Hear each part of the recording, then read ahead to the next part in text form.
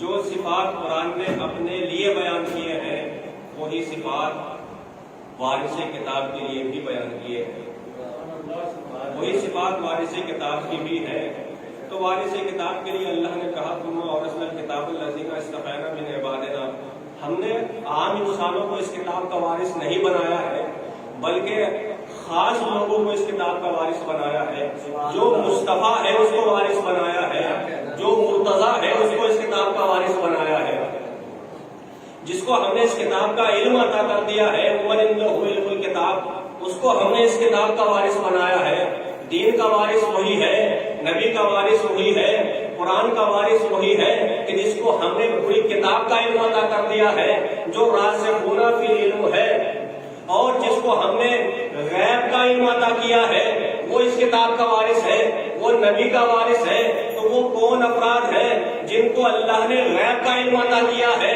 کہا فلا یظہر علی غیبہ احدا الا من ارتضی من رسول فانہ یسلک من بین یدیہ ومن خلفہ رصدا، کہ اللہ غیب کا علم کسی کو دیتا نہیں ہے۔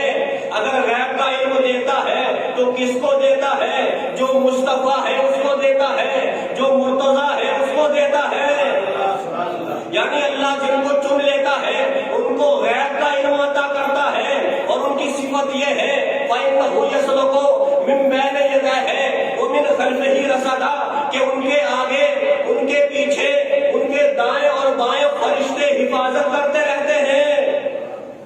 یعنی وارث کتاب وہ ہوگا، دین کا وارث وہ ہوگا، نبی کا جانشین وہ ہوگا جس کے پاس کتاب کا علم ہوگا، جو نبی کا گواہ ہوگا، اور جو علم غیب جانتا ہوگا، جس کے پاس فرشتے آتے ہوں گے وہ کتاب کا وارث ہوگا، جس کے پاس شیطان آتے ہوں وہ دین کا وارث نہیں ہو سکتا، وہ دین کا وارث نہیں ہو سکتا۔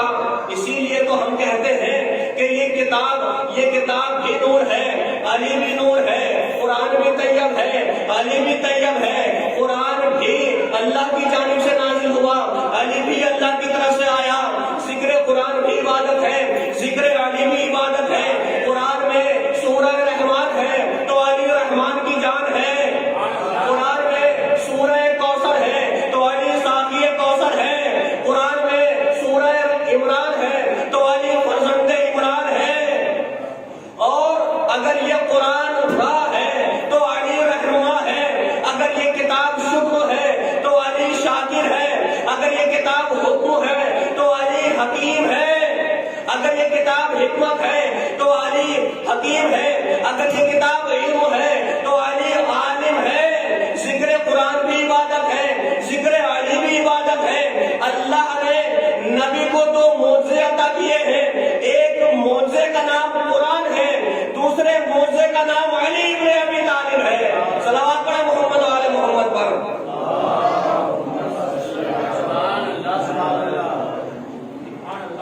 اس لیے کہ اس کتاب کا وارث وہ ہونا چاہیے کہ حشرات الارض جس کا اتباع کریں، حیوان غلامی کریں، ملک شاگردی کریں، وہ علی اگر مجلس میں آ جائیں تو انا مدینۃ العلم وہ علی بابھا کہلائے، محفل حکمت میں حکمت کا در کہلائے، منبع علم کہلائے، جو سچوں میں صدیق ہے، صدیقوں میں صدیق اکبر ہے، فاروق اعظم ہے، باب مدینۃ العلم ہے، جو علم اول ہے، جو عشق اول ہے، جو قلم اول ہے، جو خلق اول ہے، جو خیر البشر ہے۔ نبی نے یہی تو کہا کہ یا علی انت خیر البشر من ابا فقد کفر، یا علی تو خیر البشر ہے، تو سراپا خیر ہے، جو بھی تیرے مقابلے پر آئے گا وہ شر بھی ہے، وہ باطل بھی ہے، وہ کافر بھی ہے، وہ مشرک بھی ہے، وہ منافق بھی ہے۔ زارت جامعہ میں یہی پڑھتے ہیں من جہدکم کافرون من حاربکم مشرکون من رد علیکم فہوا فی اسفل الجحیم۔ آل محمد کے مقابلے پر آنے والا کافر بھی ہے، مشرک بھی ہے، منافق بھی ہے۔ صلوات پڑھیں محمد و آل محمد پر۔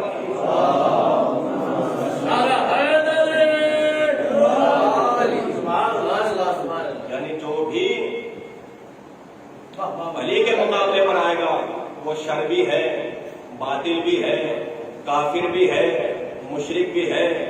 قرآن نے اس طرح اعلان کیا کہ علی سراپا خیر ہے، کہا کہ کنتم خیر امۃ اخرجت للناس تأمرون بالمعروف وتنہون عن المنکر، کہا کہ ہم نے ایک امت کو بھیجا ہے، اس امت کی صفت یہ ہے کہ وہ سراپا خیر ہے، دوسری صفت یہ ہے کہ وہ امر بالمعروف کرتی ہے، وہ نہی عن المنکر کرتی ہے۔ اور یہ امت یاد رکھو، اس امت کے مقابلے پر آنے کی کوشش نہ کرنا، اس امت کے مقابلے پر آنے کی جسارت نہ کرنا۔ لن یضروکم الا اذى وان یقاتلوکم یولوکم الادبار ثم لا ینصرون۔ یاد رکھو، جو بھی اس امت کے مقابلے پر آئے گا تو اس امت کا کچھ نہیں بگاڑ سکتا، اس کا ہی نقصان ہے، اس کا ہی خسارہ ہے۔ اور یاد رکھو، جو بھی اس امت کے مقابلے پر آئے گا تو وہ پشت دکھا کر بھاگے گا۔ وَيُقَاتِلُكُمْ يُوَلُّوكُمْ الْأَدْبَارَ، اور اللہ نہ دنیا میں اس کا مددگار ہے نہ آخرت میں اس کا مددگار ہے۔ اب تاریخ سے پوچھو کہ کون میدان میں جم کر لڑا ہے، کس نے فرار اختیار کی ہے، کون کرار ہے، کون فرار ہے۔ صلوات پڑھیں محمد و آل محمد پر۔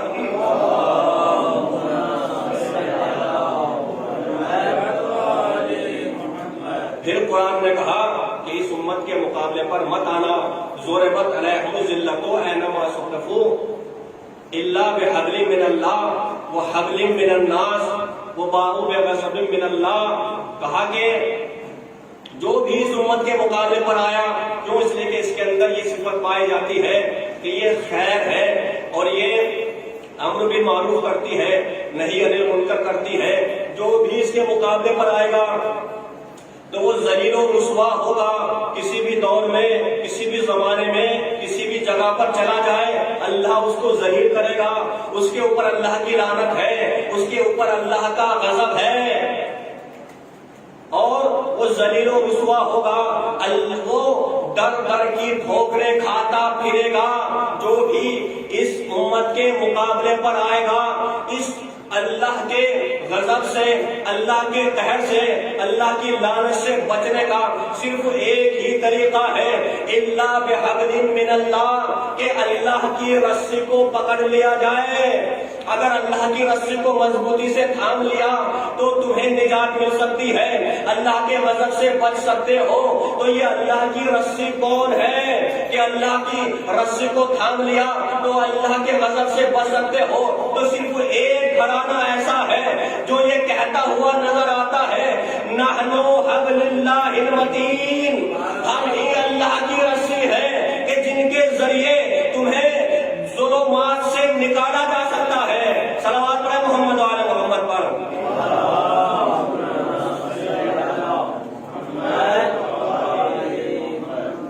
جو بھی آل محمد کے مقابلے پر آیا ہے، اللہ نے اس کو ذلیل کیا ہے، رسوا کیا ہے، اور اس کے اوپر لعنت بھی ہے، اس کے اوپر اللہ کا غضب ہے۔ کہا قل هل انبئکم بشر من ذلک مثوبۃ عند اللہ من لعنہ اللہ وغضب علیہ وجعل منهم القردۃ والخنازیر وعبد الطاغوت اولئک شر مکانا وَأَضَلُّ عَنْ سَوَاءِ السَّبِيلِ۔ اللہ نے کہا کیا ہم تمہیں ان لوگوں کا پتہ دے دیں، ان لوگوں کے بارے میں بتا دیں کہ جو زمین پر، جو اللہ کے نزدیک سب سے زیادہ شریر افراد ہیں۔ کہا اللہ کے نزدیک سب سے زیادہ شریر افراد وہ ہے کہ جن کے اوپر اللہ نے غضب نازل کیا ہے، جن کے اوپر اللہ نے لعنت بھیجی ہے، وہ سب سے شریر افراد ہیں۔ پھر تذکرہ کیا وَجَعَلَ مِنْهُمْ الْقِرْدَةَ، ان میں بعض کو اللہ نے بندر بنایا ہے، بعض کو خنزیر بنایا ہے، بعض کو عبد الطاغوت کہا ہے۔ ان کا برا ٹھکانہ ہے۔ کیوں؟ اس لیے کہ یہ سبیل سے بہک چکے ہیں، یہ لوگ سبیل سے بہک چکے ہیں۔ یعنی جو سبیل سے بہک جائے تو لوگوں کی نظر میں وہ انسان ہو سکتا ہے، مگر اللہ کی نظر میں یا تو بندر ہے یا خنزیر ہے یا عبد الطاغوت ہے۔ تو اللہ نے پہلے کو بندر سے تعبیر کیا، دوسرے کو خنزیر سے تعبیر کیا، تیسرے کو عبد طاغوت سے تعبیر کیا، جو بھی سبیل سے بہک جائے گا تو اللہ کے نزدیک یا تو بندر ہے یا خنزیر ہے یا عبد طاغوت ہے، شیطان کا پجاری ہے، جو بھی سبیل سے بہک جائے گا۔ اے پروردگار یہ سبیل کون ہے؟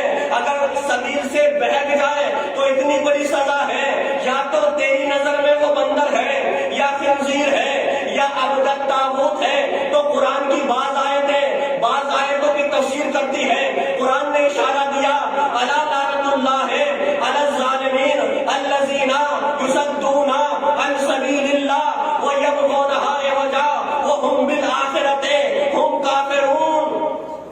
کہا کہ اللہ کی لعنت ہو ظالمین کے اوپر، کیوں؟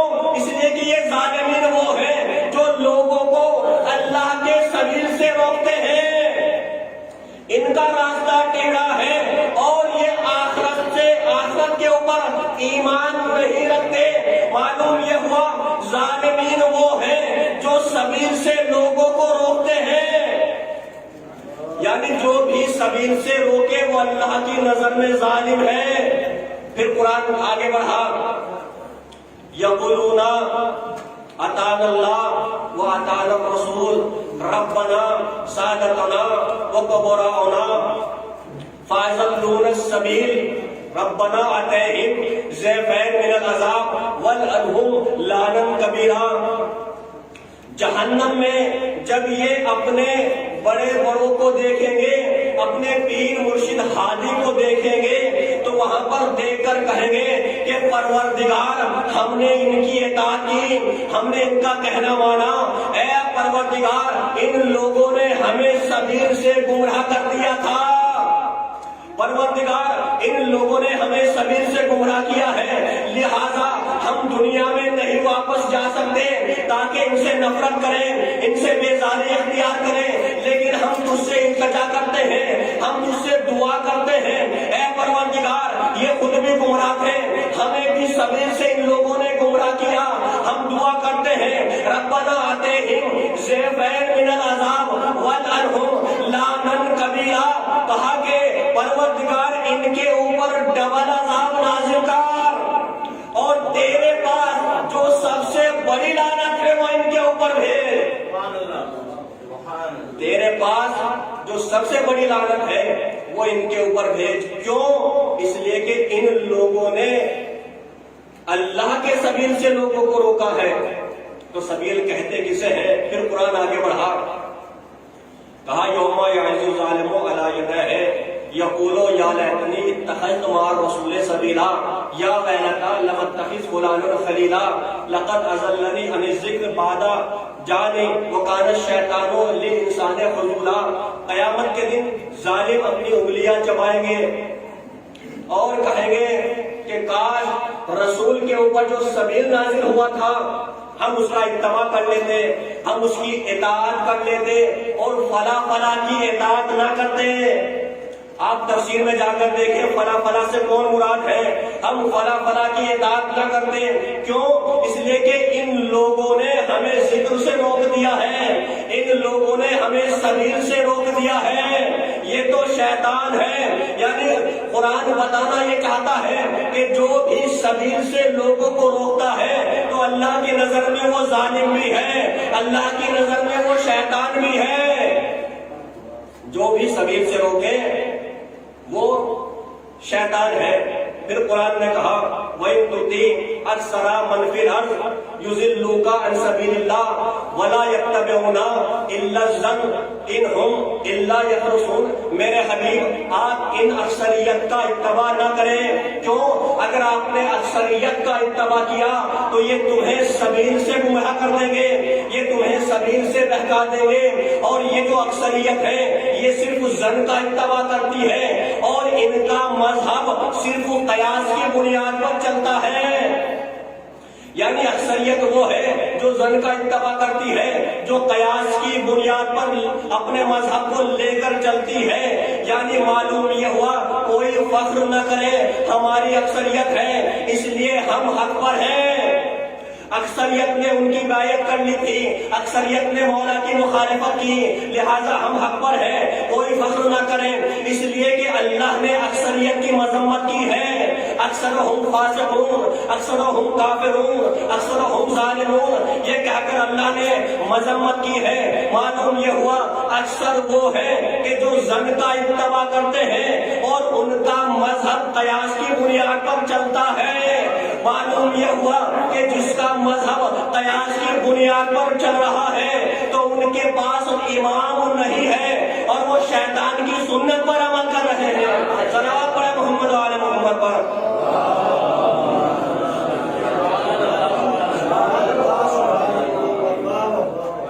کہا کہ اکثریت وہ ہے کہ جو زن کا اتباع کرتی ہے، جو قیاس کا اتباع کرتی ہے۔ کیا تم یہ سمجھتے ہو ہماری اکثریت ہے تو ہم حق پر ہیں؟ ام تحسبوا ان اکثرهم يسمعون او يعقلون انہم الا کالانعام بل اضل السبیل۔ کیا تم یہ گمان کرتے ہو ہماری اکثریت ہے؟ کیا اکثریت سننے والی ہے؟ کیا اکثریت جاننے والی ہے؟ کیا اکثریت سمجھنے والی ہے؟ ایسا نہیں ہے، بلکہ قرآن کی نظر میں یہ تو جانور ہے۔ یہ اکثریت وہ ہے جو سبیل سے بہکی ہوئی ہے، یہ اکثریت وہ ہے جو سبیل سے بہکی ہوئی ہے۔ قلوب لا یفقہون بہا، اعین لا یبصرون بہا، اذان لا یسمعون بہا، اولئک کالانعام بل اضل اولئک هم الغافلون۔ یہ اکثریت وہ ہے جو دل رکھتے ہوئے سمجھتی نہیں ہے، جو آنکھیں رکھتی ہوئی دیکھتی نہیں ہے، جو کان رکھتے ہوئے سنتی نہیں ہے۔ اللہ کی نظر میں یہ جانور ہے، بلکہ جانور سے بھی بدتر ہے، اور یہ غافلین میں ہے، یہ غافلین میں ہے۔ کیوں؟ اس لیے کہ یہ سبیل سے بہک چکے ہیں، یہ جانور ہے، جانور سے بھی بدتر ہے۔ لا تسمعوا الموت ولا تسمعوا الصم الدعاء اذا ولوا مدبرین۔ میرے حبیب، یہ لوگ جو سبیل سے بہک چکے ہیں، جن لوگوں نے جنگ سے فرار اختیار کی ہے، تو انہیں سمجھانے کا کوئی فائدہ نہیں ہے، یہ آپ کی بات سننے والے نہیں ہے، یہ تو مردہ ہے اور مردہ باتیں نہیں سنتے ہیں۔ وما انت تهدي عن ضلالتهم ولا يؤمنون الا من كان بآیاتنا وهم مسلمون۔ آپ انہیں ہدایت نہیں دے سکتے، آپ انہیں نہیں سمجھا سکتے، آپ کی باتوں پر وہی ایمان لے کر آئے گا کہ جو مومن ہے، جو مسلم ہے، وہی آپ کی بات مانے گا۔ معلوم یہ ہوا کہ قرآن بتانا یہ چاہتا ہے جنگ میں ثابت قدم رہنے والے مسلم ہوتے ہیں، جنگ میں ثابت قدم رہنے والے مومن ہیں، رسول کی بات ماننے والے مومن ہیں، اور جو جنگ سے فرار اختیار کریں تو وہ لوگوں کی نظر میں مسلمان ہو سکتے ہیں، قرآن کی نظر میں مسلمان نہیں ہے۔ ان لوگوں نے فرار اختیار کی ہے، یہ لوگ سبیل سے بہک چکے ہیں۔ اللہ نے کہا ہم انہیں سزا دیں گے، ہم ان کے اوپر عذاب نازل کریں گے، لیکن ہم خود سزا نہیں دیں گے۔ اذا وقع القول علیہم اخرجنا لهم دابۃ من الارض تکلمهم ان الناس كانوا بآیاتنا لا یوقنون۔ ہم زمین سے ایک ایسے شخص کو لے کر آئیں گے، وہ گواہی دے گا، وہ ان کے بارے میں کہے گا، وہ بیان کرے گا، اے پروردگار یہی وہ افراد تھے جو تیری آیات کا انکار کرنے والے تھے، وہ انہیں قبروں سے نکال کر واسل جہنم کرے گا۔ صلوات محمد و آل محمد پر۔